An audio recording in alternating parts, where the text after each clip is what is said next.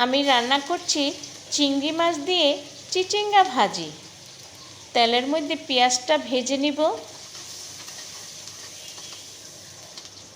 পেঁয়াজটা ভাজা হয়ে গেল, এখন চিংড়ি মাছটাও ভেজে নিব। আসসালামু আলাইকুম সবাইকে। আপনারা সবাই ভালো আছেন তো? আশা করছি সবাই পুরো ভিডিওটা দেখবেন।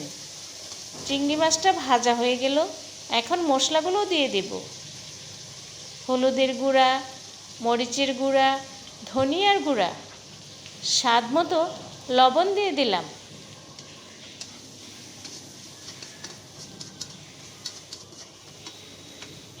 এখন দিয়ে দিব একটু আদা রসুনের পেস্ট। অল্প একটু পানি দিয়ে মশলাটা আমি কষিয়ে নিব।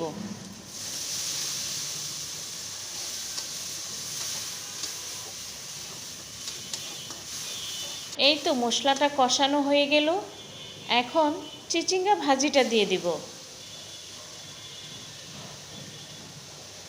এই ভাজিটা মশলার মধ্যে ভালো করে মিক্স করে নিব।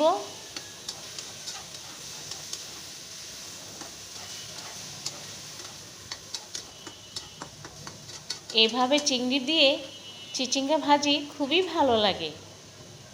ঢেকে দেব কিছুক্ষণের জন্য।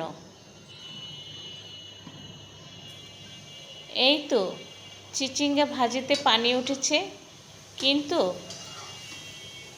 এক্সট্রা কোনো পানি দেওয়া লাগেনি। এই পানিতেই চিচিঙ্গা ভাজি হয়ে যাবে।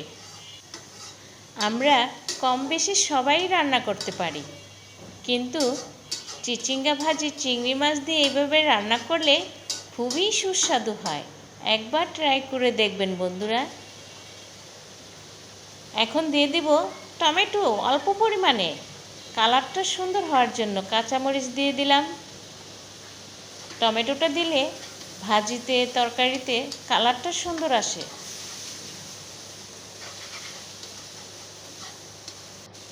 এই তো হয়ে গেল আমার চিচিঙ্গা ভাজি। দিয়ে দিলাম টালা জিরার গুঁড়া, দিয়ে দিব ধনিয়া পাতা কুচি। এই তো হয়ে গেল আমার চিচিঙ্গা ভাজি। মাশাআল্লাহ, খুব সুন্দর হয়েছে। সবাই ভালো থাকবেন, সুস্থ থাকবেন। সবাইকে আল্লাহ হাফেজ।